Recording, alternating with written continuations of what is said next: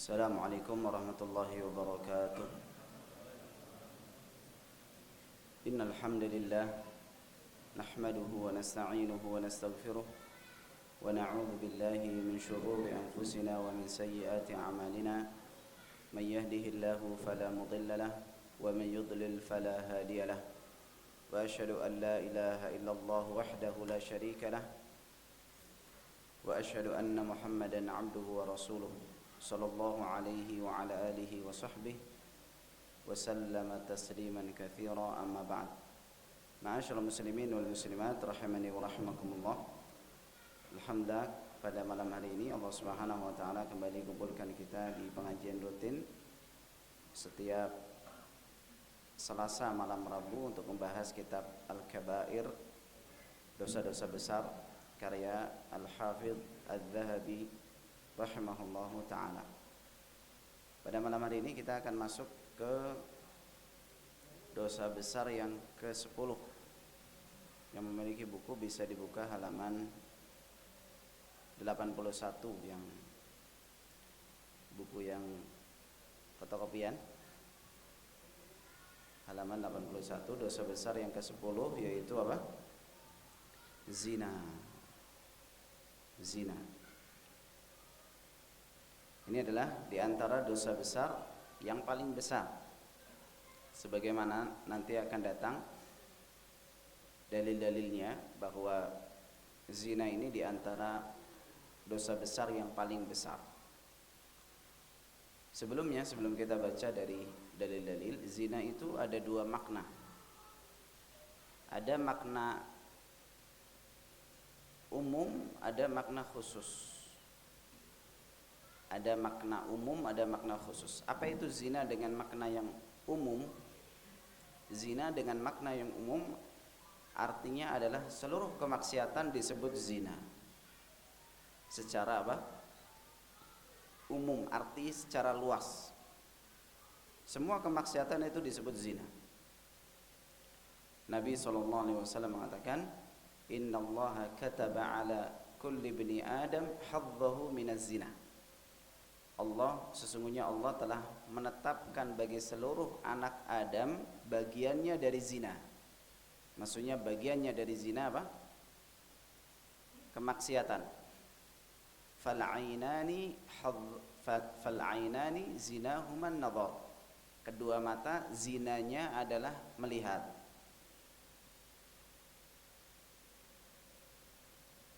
Wal yadu zinaha lams. Tangan zinanya adalah menyentuh. Wal qalbu yahwa wa yatamanna. Dan zina hati adalah dengan berangan-angan yang haram, pikiran kotor, pikiran-pikiran kotor. Wa yusaddiqu dzalikal farju aw yukadzibu. Kemudian pikiran-pikiran kotor itu dibenarkan oleh kemaluan atau didustakan.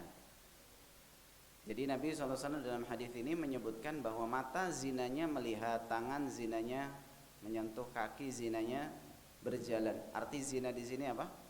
Zina secara umum yang artinya adalah maksiat. Ini dosa besar atau tidak? Atau bukan? Bukan. Secara umum bukan. Ini makna yang khusus yang kedua adalah makna zina secara khusus. Makna zina secara khusus adalah hubungan intim seperti suami istri yang sampai timba masuk ke sumur. Itu bahasanya gitu ya. Hubungan intim suami istri, timba masuk ke sumur. Itulah zina yang menjadikan pelakunya terjatuh pada dosa besar, dihukum, ya. Kalau tidak dihukum di dunia maka mendapatkan ancaman di akhirat jika dia mati dalam keadaan tidak bertaubat. Bisa dipahami Bapak Ibu sekalian? Makna apa? Definisi zina secara umum dan secara khusus. Yang kita bahas yang umum atau yang khusus? Yang khusus. Yang kita bahas adalah yang khusus, yaitu dosa zina yang masuk dosa besar yaitu hubungan suami istri pada sesuatu yang haram, ya, sampai tadi timba masuk ke sumurnya. Adapun sebelum itu maka tidak dikatakan zina, namun tentunya dosa juga, ya. Dari kata Imam Dhahabi rahimahullah, ini terjemahannya keliru. Dosa zina itu tidaklah sama. Ini menurut saya kurang pas karena bahasa Arabnya wa ba'duhu akbar min ba'd. Jadi lebih tepatnya mungkin terjemahannya dosa zina itu sebagiannya lebih besar dari sebagian yang lain. Dosa zina sebagiannya lebih besar daripada sebagian yang lain. Meskipun ini kaidah secara umum dari dosa. Jadi terkadang satu dosa itu sama, namun ketika dilakukan ketika ada sebab-sebab lain menjadikan dosanya lebih besar dari biasanya. Dan yang menjadikan dosa itu lebih besar tergantung 3 hal. Yang pertama, dilakukan orang yang mulia. Yang kedua, dilakukan di waktu yang mulia. Yang ketiga, dilakukan di tempat yang mulia. Itu dosanya lebih besar. Apa Pak? Dilakukan oleh orang yang mulia. Contohnya siapa? Orang yang berilmu. Orang yang berilmu ketika berbuat dosa beda dengan orang yang tidak berilmu. Oh, berarti mending gak usah berilmu Pak, ya? Hah? Justru lebih buruk lagi, sudah gak berilmu dosa lagi. Ya, karena orang bodoh itu tidak dipuji. Bagaimana kita ingin bodoh? Atau di waktu yang mulia. Contohnya apa? Di bulan-bulan haram atau di bulan Ramadan siang hari melakukan dosa, itu lebih besar dosanya. Atau yang ketiga, di tempat yang mulia. Contohnya apa? Di Masjidil Haram, di tanah haram, ya. Atau di masjid, orang nonton gambar wanita yang membuka auratnya. Di luar masjid dosa, di dalam masjid lebih dosa. Besar, dosanya lebih besar. Kenapa lebih besar? Ini kaidahnya. Karena dilakukan di tempat yang mulia. Nah, nanti akan disebutkan ini kepada orang yang diajak zina. Ketika yang diajak zina itu adalah anaknya mungkin, naudzubillah, atau ibunya, atau saudaranya, masih kerabatnya, atau istri tetangganya, itu dosanya lebih besar. Dan ini terjadi atau tidak di Indonesia? Terjadi. Bahkan semakin mengerikan. Yang diberitakan saja banyak, apalagi yang tidak diberitakan. Bapak menghamili anak kandungnya, naudzubillah. Atau anak laki-laki zina dengan ibunya. Ipar zina dengan adiknya. Atau mertua. Ini sekarang sudah banyak. Bahkan anak-anak SD hamil. Anak SD Pak, hamil. Ada nggak? Naudzubillah. Kita dulu SD mungkin masih lari-larian di sawah mungkin. Anak sekarang lari-lariannya bukan di sawah lagi. Hamil anak orang lain. Sebagian anak SD rusak seperti itu. Naudzubillah. Makanya kembali mengulang tentang perkara-perkara zina, dalil-dalil tentang zina ini penting supaya kita terus terbaharui keimanan kita. Jadi kata Imam Dhahabi rahimahullah, dan zina itu sebagiannya lebih besar dosanya daripada sebagian yang lain. Allah Subhanahu wa taala berfirman dalam surat Al-Isra ayat 32. Wala taqrabuz zina innahu kana fahishatan wa sa'a sabila. Dan janganlah kalian mendekati zina, karena sesungguhnya zina itu adalah perbuatan dosa yang buruk dan suatu jalan yang sangat buruk. Nah, di sini Allah Subhanahu wa taala melarang dari perbuatan mendekati zina. Bukan hanya melarang zina, tapi juga mendekati zina. Artinya jalan-jalan yang menghantarkan kepada zina itu dilarang. Contohnya apa yang menghantarkan kepada zina? Satu, berdua-duaan dengan wanita yang bukan mahram. Itu menghantarkan kepada zina. Maka berkhulwat, berdua-duaan dengan wanita yang bukan mahram, haram. Artinya berdua-duaan di tempat yang dia bisa berbuat haram, zina. Ya, misalnya di kamar berdua, di satu rumah berdua. Ya, satu rumah berdua bukan mahram. Haram. Yang kedua, di antara yang dilarang menuju zina karena jalan menuju zina itu apa? Pacaran. Pacaran itu boleh atau enggak boleh? Tergantung. Enggak boleh tetap. Bahkan Allah Subhanahu wa taala melarang menikahi wanita yang punya pacar. Dalam surat An-Nisa Allah mengatakan wala muttakhidati akhdan. Dan jangan nikahi perempuan-perempuan yang punya pacar-pacar. Wala muttakhidati akhdan itu artinya wanita yang mengambil teman untuk berzina. Dia teman berzina untuk dia saja, untuk orang lain enggak berzina. Pacaran gitu enggak, Pak? Kalau pacaran itu kan hanya untuk saya saja, untuk pacarnya saja. Kalau untuk orang lain mau enggak? Mau enggak? Kalau mau berarti pelacur namanya. Pacaran kan hanya fulan dengan fulanah yang pacaran, maunya itu melakukan hal-hal yang seperti suami istri lah. Kalau sama orang lain mau enggak? Enggak mau. Itu namanya wala muttakhidati akhdan. Wanita-wanita yang mengambil akhdan. Akhdan itu laki-laki yang khusus dia saja yang boleh berzina dengan. Kalau dengan orang lain enggak boleh. Itu pacaran bahasa kitanya. Maka dia larang. Ada mendekati zina. Juga melihat kepada konten-konten yang haram, itu mendekati zina. Melihat kepada konten-kontennya dan seterusnya banyak. Ya, jalan-jalan yang mendekati zina itu banyak. Itu diantaranya saja. Lalu Allah katakan innahu kana fahishatan. Fahisyah itu artinya dosa, perbuatan dosa yang buruk. Itu namanya fahisyah. Jadi bukan hanya sekedar dosa, tapi dosa yang buruk. Itu namanya fahisyah. Jadi ada dua sifat fahisyah itu. Dia perbuatan maksiat dan dia buruk. Namanya fahisyah. Ya. Wasa'a sabila, dan seburuk-buruk jalan yang ditempuh untuk melampiaskan syahwat. Ya, dan Islam itu Allah Subhanahu wa taala ketika mengharamkan satu hal itu membuka puluhan jalan yang halal. Itu diantara keindahan Islam.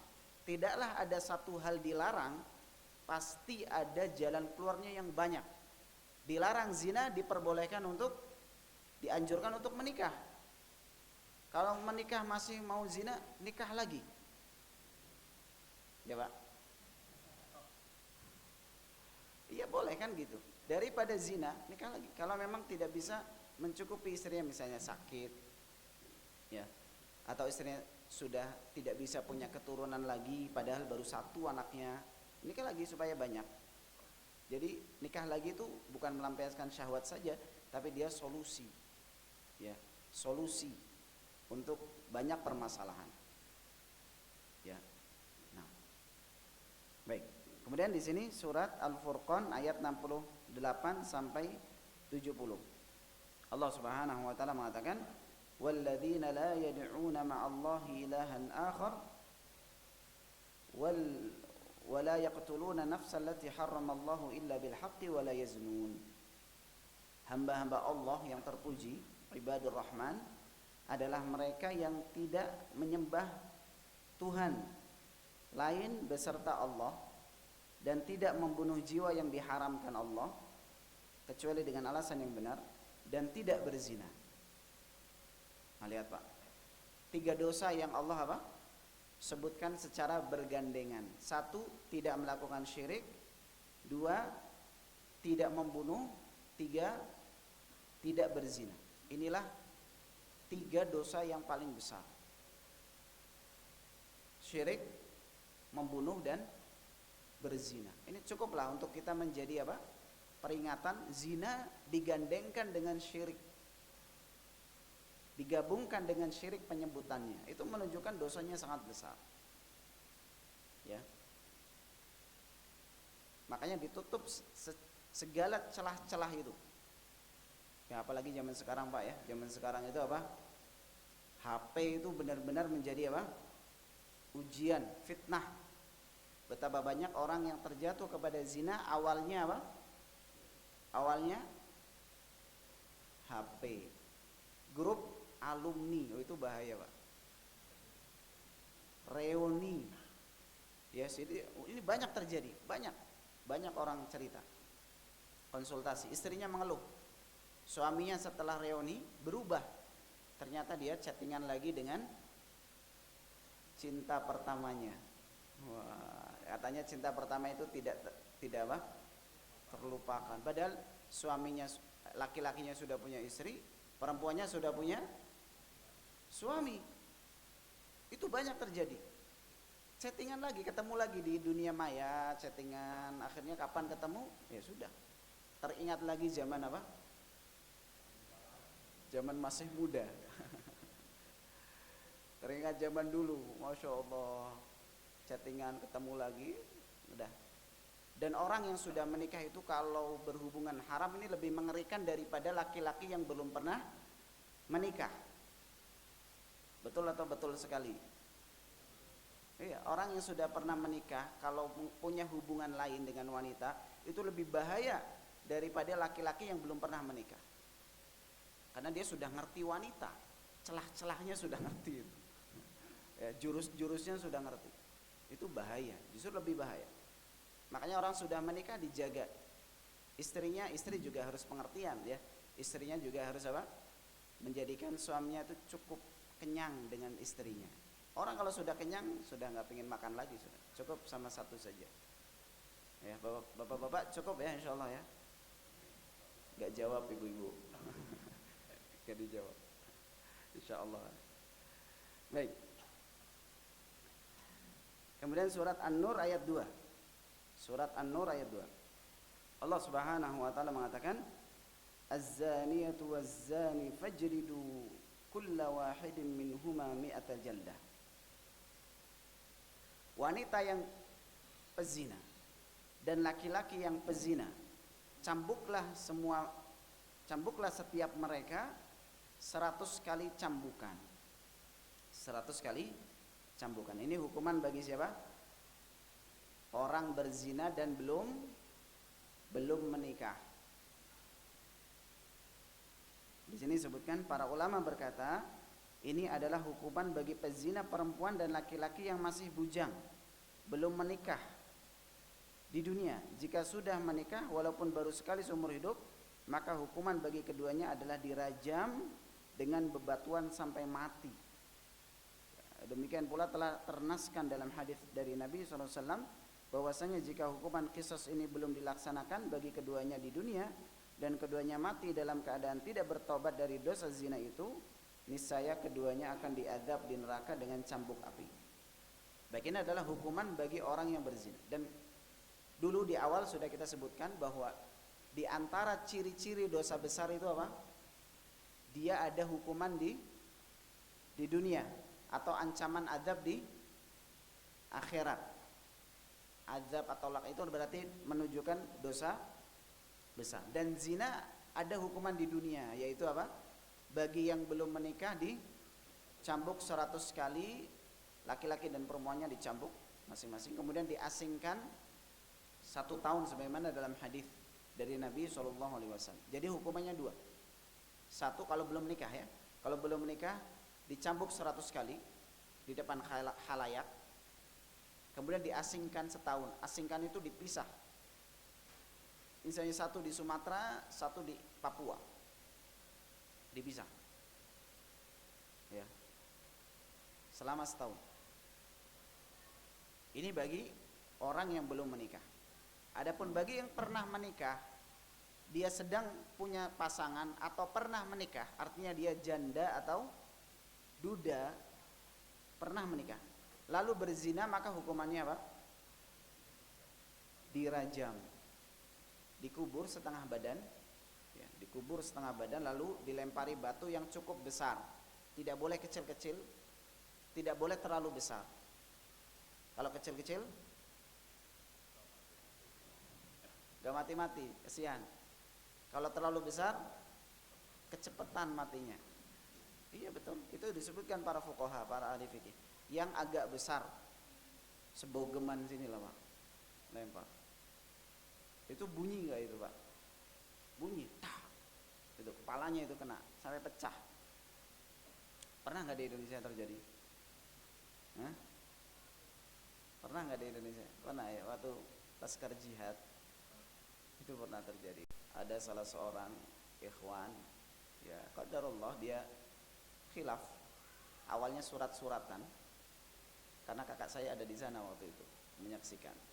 Jadi cerita, dia sudah punya anak, ditinggal di Jawa, dia dulu berjihad ya namanya itu. Tahun berapa itu Pak? Laskar Jihad Ambon. Saya masih kecil itu waktu itu. SMP 2000 kayaknya Pak ya, tahun 2000 kalau masih 99 2000 lah itu. Dia berzina dengan anak SD itu. Ya. Dan ketahuan dan mengaku. Akhirnya dirajam waktu itu. Itu mungkin wallah alam ijtihad dari ustadz dulu di sana. Itu ceritanya mengerikan. Jadi sudah dikubur. Kemudian ada tokoh masyarakat di Ambon tanya, kamu kalau tidak mengaku, kita nggak jadi rajam kamu. Tapi dia mengatakan, sudah saya mengaku, saya ingin membersihkan diri saya dari dosa-dosa. Sudah dilaksanakan. Terus diminta, apa permintaanmu terakhir? Cium tangan Ustadz Ja'far Umar Talib. Cium tangan, itu permintaan terakhir. Setelah itu ya udah dilempari batu. Ya, dilempari batu sampai pecah. Berdarah, tidak lama mati. Mati beneran. Ya, orang-orang yang menyaksikan pada saat itu benar-benar shock. Ngeri sekali ternyata ya. Kalau ini dilaksanakan benar-benar tidak ada zina itu di dunia. Karena sangat mengerikan. Dan Allah Subhanahu wa taala ketika menetapkan suatu hukuman, itu adalah hukuman yang paling pas dan paling maslahat untuk manusia, karena Allah itu paling tahu tentang manusia itu sendiri. Manusia itu kalau zina, kalau nggak seperti itu kan nggak akan mempan, terus akan berzina. Kalau di Indonesia diapakan? Ya paling di penjara. Di penjara ngapain di dalam penjara? Ya makan, minum, tidur, main gaple, masih di dalam penjara itu. Masih biasa saja. Itu keluar penjara zina lagi nggak? Ya kalau ada kesempatan zina lagi. Nauzubillah. Makanya tidak ada hukuman yang lebih baik, tidak ada hukum yang lebih baik kecuali hukum Allah Subhanahu wa taala. Itu yang memang efek jera, sudah berhenti. Orang menyaksikan, orang dilempari batu sampai apa? Mati. Tapi kebanyakannya orang yang berzina sudah rajam itu, hukuman rajam itu kebanyakannya karena mengaku. Bahkan sebagian para ulama mengatakan, banyak para fuqaha mengatakan hampir tidak ada orang yang dirajam karena disaksikan 4 orang saksi. Hampir tidak ada. Sepanjang zaman hampir tidak ada. Yang ada hanya mengaku saya berzina. Naudzubillah min dzalik. Ya, maka dihukum. Kalau di Indonesia bagaimana? Tidak ada hukuman seperti itu. Ya sudah, bertobat saja. Kalau kita taubat nasuha, benar-benar bertobat, pernah berzina, naudzubillah, sudah menikah pernah berzina, harusnya dia dibunuh itu, harusnya dia dirajam. Hukumannya berat banget Pak, berat sekali. Tidak ada hal yang menjadikan dosanya terhapuskan kecuali apa? Dihilangkan nyawanya. Itu kan menunjukkan dosanya apa? Sangat besar. Naudzubillah. Kalau memang pernah, mungkin salat jamaah di sini ada yang pernah melakukan, naudzubillah, semoga tidak. Atau di mana lah di luar yang nanti mungkin menonton video ini. Di Indonesia tidak ditegakkan, maka bertobatlah, taubatan nasuha. Dan orang yang bertobat taubatan nasuha, insya Allah diampuni seluruh dosa-dosanya. Ya, Allah Subhanahu wa taala mengatakan, "Qul ya ibadiyalladzina asrafu ala anfusihim la taqnatu min rahmatillah. Innallaha yaghfirudz dzunuba jami'a." Wahai hamba-hambaku yang telah melampaui batas, berbuat dosa banyak, jangan putus asa dari rahmat Allah. Sesungguhnya Allah mengampuni seluruh dosa. Maka kalau berdosa bertobat. Berdosa bertobat. Ya, saya pernah ngisi tentang kajian seperti ini, Pak. Setelah kajian saya didatangi bapak-bapak tua. Bapak-bapak tua gitu. Dia cerita, "Ustaz, saya kalau pernah melakukan dosa besar, kalau bertobat apa diterima tobat saya?" Itu pertanyaannya. Karena sudah tua, sudah 60 ke atas. Ya, insya Allah diterima kalau kita apa? Ya saya jawab, insya Allah diterima kalau kita tobatan nasuha. Tobatnya tobat nasuha. Terus dia mengatakan, "Ustaz, saya kalau ngaji sama Ustaz jadi takut, serem ngajinya." Bahasa dosa-dosa besar. Ya memang efeknya memang sengaja pelajaran kita ini pelajaran untuk menjadikan kita apa? Takut terhadap karena berat-berat ini dosanya. Jadi kalau datang ke sini malam Rabu ini siap-siap apa? Deg-degan. Karena memang kita bahas dosa-dosa besar, sesuatu yang membinasakan. Ya maka jauhi nih Bapak Ibu sekalian, dan yang bujang-bujang ya zina dijauhi. Jalan-jalan yang menuju zina. Kalau sudah pengen nikah, nikah. Belum punya duit, ya cari duit dulu. Ya bismillah, minta tolong sama Allah, ya. Kemudian nikah, cari wanita. Wanita banyak ini masa nggak dapat. Ya. Kadang wanitanya yang nunggu ikhwannya nggak datang. Aduh, penakut ikhwannya. Hah? Iya. Baik. Jadi ini adalah hukuman yang paling pas, yang paling maslahat untuk siapa? Untuk manusia. Inilah yang Allah Subhanahu wa taala tetapkan dan itu menjadikan efek jera bagi manusia. Baik. Kemudian di sini disebutkan dalam kitab Zabur. Ini Israiliyat namanya, Pak ya. Kalau Israiliyat itu apa? Bagaimana sikap kita terhadap Israiliyat? Kita tidak membenarkan secara mutlak dan tidak mendustakan secara mutlak. Ya, tapi dilihat, kalau menepati dengan syariat kita maka kita terima. Kalau tidak menepati kita tolak. Itu namanya Israiliyat. Ya, kisah-kisah yang terdahulu. Dalam kitab Zabur tertulis sesungguhnya para pezina itu akan digantung pada kemaluan mereka di neraka dan akan disiksa dengan cambuk besi. Maka jika mereka melolong yang berteriak karena pedihnya cambukan malaikat Zabaniyah, maka malaikat Zabaniyah mengatakan, "Kemana suara ini ketika kamu tertawa-tawa, bersukaria dan tidak merasa diawasi oleh Allah serta tidak malu kepadanya ketika berzina?" Ketika pacaran, tawa-tawa, zina. Ini hati-hati Bapak Ibu sekalian yang punya anak kuliah di kampus luar, di kampus umum. Apalagi yang sampai keluar kota, di Jakarta, di Surabaya, ya. Itu banyak yang tadinya SMA-nya benar, kuliah malah jadi enggak benar. Hamili anak orang. Ya karena ternyata di kos-kosan sama pacarnya seharian. Itu banyak terjadi, banyak sekali terjadi. Makanya kalau anak-anak kuliah diperhatikan, kita pilih-pilih betul lah, ya. Kita pilih-pilih betul dan kita senantiasa awasi anak-anak kita. Kemudian Rasulullah SAW bersabda dalam hadis riwayat Ahmad, Bukhari dan Muslim, ya, riwayat Bukhari dan Muslim, "La yazni zani hina yazni wa huwa mu'min, wala yasriqu hina yasriqu wa huwa mu'min, wala yashrabu hina yashrabuha wa huwa mu'min." Tidaklah beriman seorang pezina itu ketika dia berzina. Dan tidaklah seorang pencuri itu beriman ketika dia mencuri. Dan tidaklah beriman seorang yang menenggak arak ketika dia menenggaknya. Ya. Artinya tidak beriman di sini imannya turun jauh dari batas minimal. Ini namanya al-imanul mutlak, nafyul iman, menafikan keimanan. Ini diantara tanda ciri-ciri dosa besar.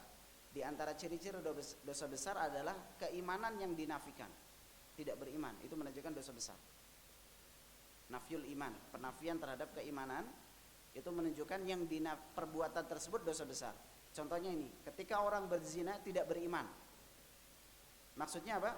Bukan dia orang kafir, bukan, tapi imannya turun dari al-kamalul wajib namanya.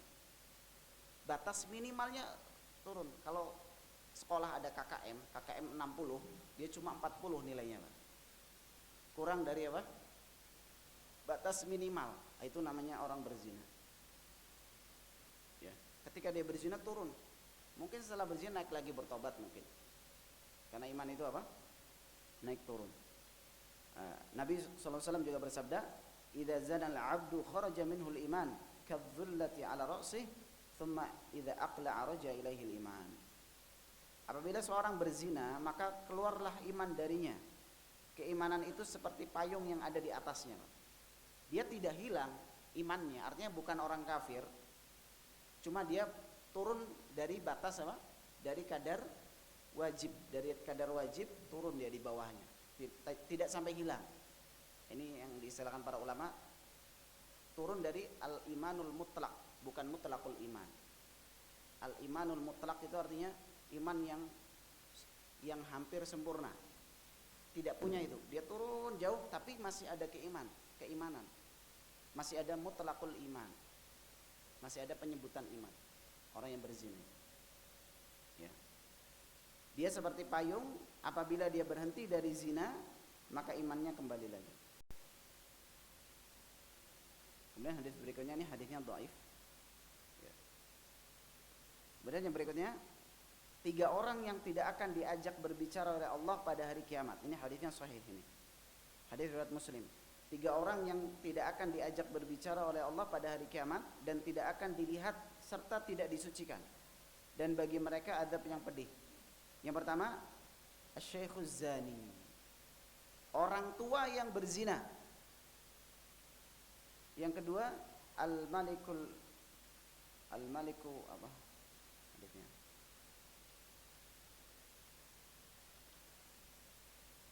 Malikun kadzab. Malikun kadzab, raja yang pendusta. Yang ketiga, wa'ailun mustakbir, orang miskin yang congkak. Jadi orang tua yang berzina ini dosanya lebih besar. Tadi yang kita di awal, Pak. Zina itu apa? Dosa besar. Tapi kalau dilakukan oleh kakek-kakek, aduh kakek-kakek. Udah lemes kakek-kakek itu. Masih berzina. Itu dosanya lebih besar. Kenapa lebih besar? Karena seumur dia harusnya sudah gak berzina. Kok masih berzina? Menunjukkan itu sudah menjadi kebiasaan. Itu sudah jadi kebiasaan. Watak gitu, Pak. Bahasa Solo. Watak gitu, Pak. Ya sudah, itu wataknya kayak gitu. Na'udzubillah. Pemuda zina haram, dosa besar. Tapi ya pemuda, karena dia syahwatnya masih apa? Kuat, tapi dosa besar. Ini sudah tua, masih zina. Anak-anak zaman sekarang namanya sugar daddy katanya. Sugar daddy. Dia punya sugar baby. Ya, tahu gak nih, bapak? Jadi sugar daddy itu orang tua, om-om, tapi punya duit banyak, punya simpanan sugar baby. Jadi anak-anak SMA, anak-anak kuliah dia bayari. Hanya berzina sama om-omnya saja. Itu banyak gak sekarang? Gak tahu, Pak? Banyak itu di Solo, Pak. Saya pernah diceritai salah seorang ustadz. Dia waktu itu mungkin pulang ngajar atau gitu, gimana ya, dia mampir ke ya orang gak tahu kalau dia ustadz. Penampilannya biasa. Ternyata obrolan bapak-bapak di sebelahnya ini ngaconya luar biasa. Yaitu dia ternyata punya simpanan anak kuliahan. Itu istilahnya sugar baby. Jadi anak kuliahan ini dibayari kos-kosannya, minta apa dikasih. Istrinya tahu nggak? Istrinya nggak tahu. Wah, ini ibu-ibu ya. Insyaallah di sini orang-orang soleh insyaallah. Itu di luar. Ada seperti itu.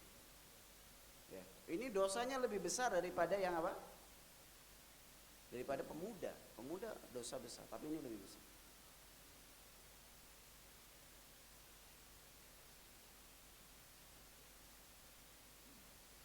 Kemudian di sini hadis Abdullah bin Mas'ud radhiyallahu anhuma, radhiyallahu anhu, beliau mengatakan, aku bertanya kepada Rasulullah SAW, dosa apakah yang paling besar di sisi Allah?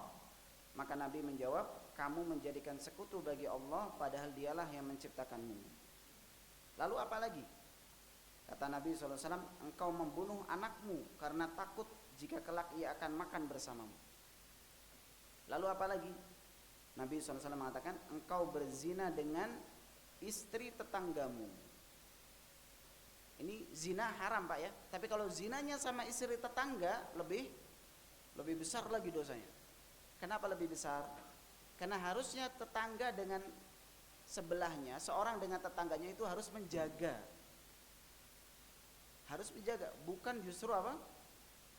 Menginjak-injak kehormatannya. Makanya gibah itu haram. Gibahi tetangganya lebih haram, lebih besar dosanya. Padahal yang paling enak digibahi itu siapa? Tetangganya. Kenapa tetangganya? Karena dia tahu teriak-teriaknya tahu, masaknya tahu, berantem sama suaminya tahu, teriak-teriak itu nggak boleh. Makanya Nabi SAW mengatakan apa? Wallahi la yu'min, wallah la yu'min, wallahi la. Man la ya'man jarahu bawa'iquhu. Tetangga yang man la ya'man jaruhu bawa'iquhu. Tetangga yang tidak merasa aman dari keburukan tetangganya sebelahnya. Tidak beriman. Karena harusnya tetangga menjaga. Ketika suaminya pergi, maka istri tetangga dijaga, bukan justru digagahi, bukan. Harus dijaga. Oh ini hati-hati, ini butuh apa nanti saya belikan. Ya, ngomong ke istri saya nanti saya biar nggak keluar. Nah kan gitu. Sama tetangga harus apa? Harus perhatian. Dia merasa aman. Ya, dijaga kehormatan tetangganya. Bukan justru di sini. Kalau di sini justru lebih apa? Lebih besar dosanya. Nah, kemudian terakhir satu lagi, Imam Bukhari meriwayatkan hadis tidur Nabi SAW, itu mimpi Nabi SAW yang diriwayatkan oleh Samurah bin Jundub. Dalam hadis itu disebutkan bahwa beliau SAW didatangi oleh malaikat Jibril dan Mikail. Beliau berkisah, Nabi berkisah, kami berangkat pergi sehingga sampai di suatu tempat semisal tanur. Tanur itu perapian, tempat masak. Tawar lah bahasa Jawanya. Bagian atasnya sempit, sedangkan bagian bawahnya luas. Dari situ terdengar suara gaduh dan ribut-ribut. Kami menengoknya, ternyata di situ banyak laki-laki dan perempuan telanjang. Jika mereka dijilat api yang ada di bawah mereka, di bawahnya mereka melolong, berteriak oleh panasnya yang dahsyat. Aku bertanya, wahai Jibril, siapakah mereka? Jibril menjawab, mereka adalah para pezina perempuan dan laki-laki. Itulah adab bagi mereka sampai tibanya hari kiamat. Artinya ini adab kubur. Jadi para pezina yang mati belum bertobat dari zina, itu dikubur dia, diadab. Diadabnya apa? Ditempatkan di suatu perapian, tawon. Bawahnya api yang menjilat-jilat. Teriak-teriak ketakutan, kepanasan. Naudzubillah min dzalik. Ya, ini menunjukkan beratnya apa? Beratnya dosa zina. Maka dari itu ketika kita mengatakan tidak boleh campur laki-laki dan perempuan, itu bukan dibangun di atas fanatik gitu, bukan. Tidak boleh campur laki-laki perempuan karena Allah itu paling tahu tentang hambanya. Laki-laki dan perempuan kalau campur nyetrum, bahaya. Ya, bahaya. Akan banyak keburukan-keburukan. Mungkin awal-awalnya cuma melihat. Setelah melihat apa? Terpikir. Ini disebutnya Ibnu Qayyim. Jadi urutan sampai zina kata Ibnu Qayyim ada 5 atau 6. Yang pertama dia melihat dulu. Setelah melihat khatarat, terpikir di benaknya. Kemudian yang ketiga berbicara, ngobrol, chatting. Yang keempat menyentuh. Yang keempat bertemu. Yang kelima menyentuh. Yang keenam berzina.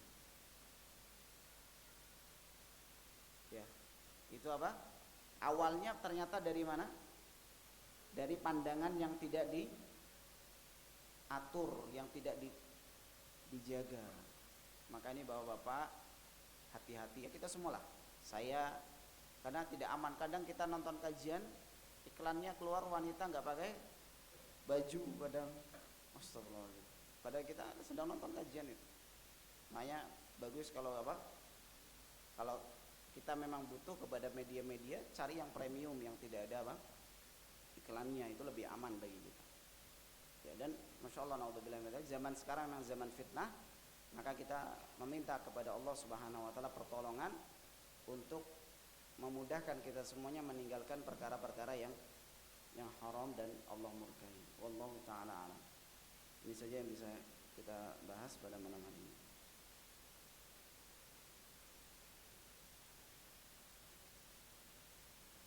Masih ada waktu? Ya? Silakan kalau ada pertanyaan, masih ada waktu. Jadi 1 dirham yang seorang makan dari harta riba itu dosanya lebih besar dari berzina ya, lebih besar dari berzina. Wallahu alam, saya belum pernah baca keterangan para ulama. Namun nampaknya itu hadis ancaman ya, namanya hadis ancaman. Ya kita pahami seperti itu saja. Ya, kita pahami berarti lebih besar dari riba itu sangat besar dosanya.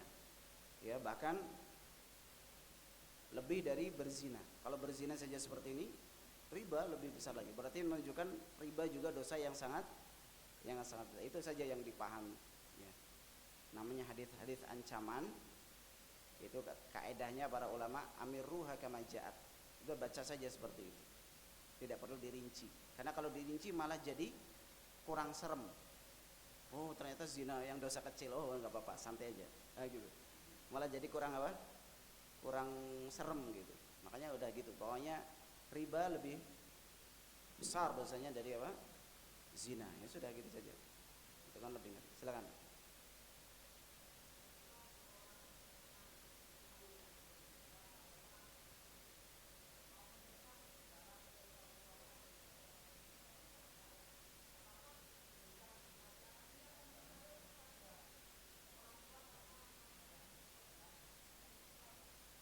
Baik.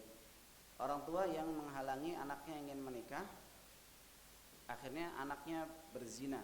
Apakah orang tuanya itu juga berdosa karena menghalangi anaknya? Maka dilihat menghalanginya alasannya benar atau tidak benar. Kalau alasannya benar, gak ada masalah. Kalau anaknya berzina, anaknya dosa sendiri. Misalnya anaknya ngotot pengen nikah sama preman pasar, gak boleh sama bapaknya. Terus zina sama preman pasar, itu bapaknya nggak ada masalah, nggak berdosa. Karena memang alasannya benar. Adapun kalau alasannya tidak benar, alasannya tidak syar'i, maka wanita ini, maka perwaliannya pindah dari ayahnya ke kakeknya kalau ada. Kalau tidak ada kakeknya, maka pindah ke saudaranya. Kalau saudaranya tidak ada, maka pindah ke pak D-nya, saudara ayah. Kalau tidak dihalangi juga tanpa alasan syar'i, maka pindah ke wali hakim. Itu namanya dalam fikih disebut dengan adlun nikah, ditahan dari nikah tanpa alasan syar'i. Maka perwaliannya pindah dari bapak ke kakek, kalau tidak ada kakek ke saudara laki-laki, kalau tidak ada saudara laki-laki maka ke saudaranya ayah. Kalau saudara ayah nggak mau juga, maka kembali ke wali hakim. Wallahu a'lam.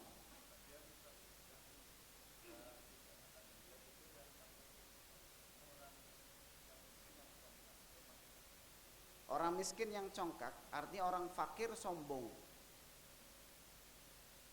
Karena orang sombong biasanya ada alasan, yaitu apa? Uangnya banyak, kedudukannya tinggi. Ini sudah nggak punya uang, sombong. Apa yang disombongkan? Itu menunjukkan bahwa sombong itu memang sifat dasar dia. Meskipun miskin, sombong. Oh, ini lebih besar dosanya daripada orang kaya sombong. Gitu maksudnya. Wallahu alam, saya rasa cukup untuk setelah azan insyaallah kita cukupkan, tidak ada tanya jawab lagi. Karena lebihnya saya mohon maaf. Subhanakallahumma bihamdik asyhadu an la ilaha illa anta astaghfiruka wa atubu ilaik. Wassallallahu wasallam ala nabiyyina Muhammad wa ala alihi wa sahbihi ajma'in walhamdulillahi rabbil alamin. Assalamualaikum warahmatullahi wabarakatuh.